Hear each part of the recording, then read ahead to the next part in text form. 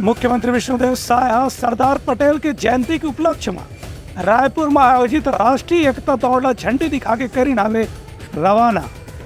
जनप्रतिनिधि और अधिकारी मन के संगे संग हर वर्ग के लोगन मन होई नावे शामिल।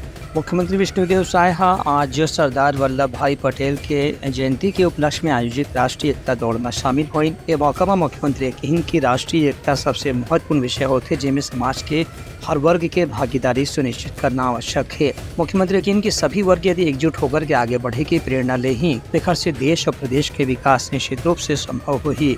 मुख्यमंत्री एकता दौड़ झंडी दिखा के रवाना करीन।